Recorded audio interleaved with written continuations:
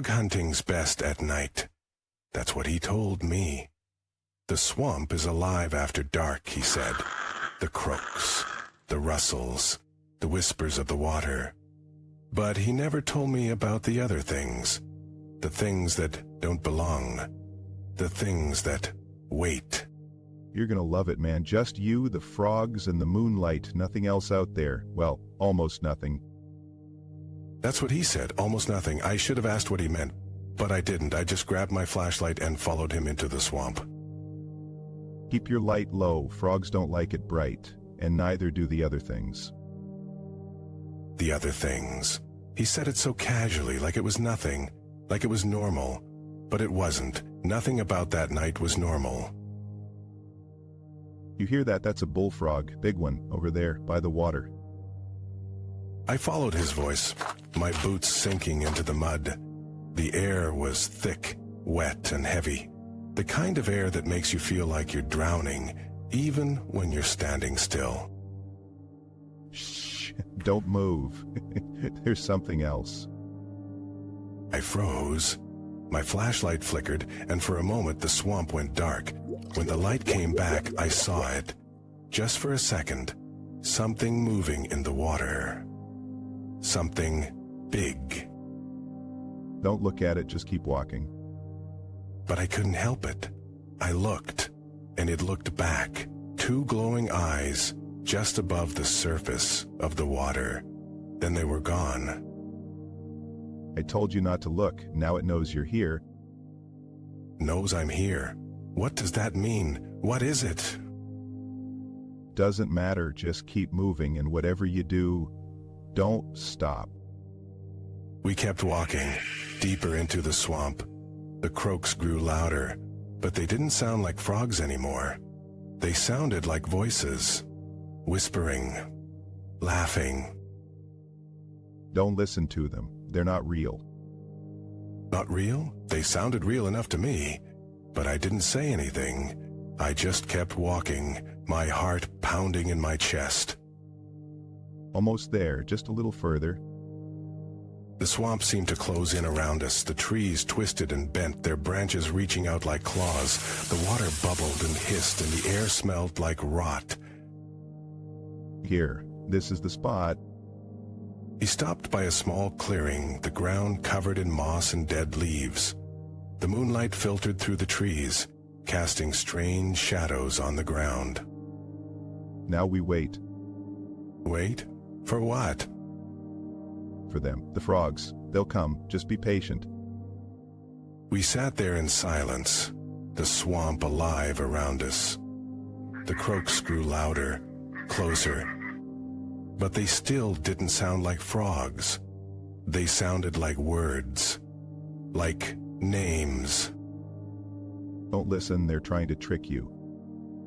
Trick me? Into what? Into looking, into following. Just keep your eyes on the ground. I tried. I really did. But the voices were too loud, too close. And then I saw it, a shadow moving through the trees. Not an animal, something else. I told you not to look. But I couldn't help it. The shadow moved closer, and I saw it clearly for the first time. It was tall, too tall, with long, thin limbs and glowing eyes, and it was coming right for us. Right. We ran. Branches whipped at my face, and the mud sucked at my boots. But I didn't stop. I couldn't stop. The thing was right behind us, its breath hot on my neck. Don't stop, keep going. I didn't look back. I just ran, my heart pounding in my ears.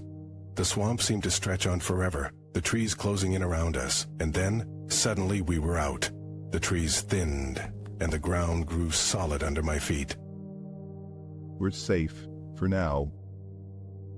Safe? How could we be safe? That thing was still out there. And it knew where we were. He won't follow us yet, not yet. Not yet? What does that mean? It means we have to go back tonight before it finds us. Go back? Are you crazy? I'm not going back there. You don't have a choice. If we don't go back, it'll come for us, and it won't stop until it finds us. I didn't want to believe him, but I could still feel its breath on my neck, still hear its voice in my head, and I knew he was right. We had to go back. We'll go at midnight. That's when it's strongest. That's when we'll have the best chance. The best chance for what? To kill it. Kill it? How? What is it?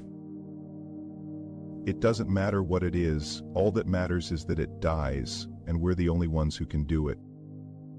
I didn't want to go, but I didn't have a choice. So at midnight, we went back into the swamp. The air was even thicker this time, the shadows deeper. And the voices were louder.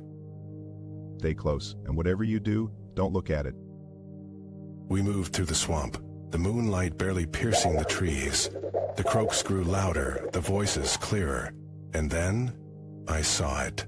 The thing. It was waiting for us. Net. He lunged at it, a knife in his hand. The thing screamed, a sound that made my blood run cold. And then it was gone. It's not over. It's never over. What do you mean? We killed it, didn't we? No, we just made it angry. It'll be back. And next time, it won't be alone. I didn't want to believe him, but deep down, I knew he was right. The swamp was alive, and it was watching us, waiting. We have to go. Now. We ran, the swamp closing in around us. The voices grew louder, the shadows darker. And then, just as we reached the edge of the trees, I heard it. A single croak, loud and clear. And I knew. It wasn't over, not even close. It's coming, and there's nothing we can do to stop it. Frog hunting's best at night. That's what he told me. But he never told me about the other things. The things that don't belong. The things that wait. And now, they're waiting for me.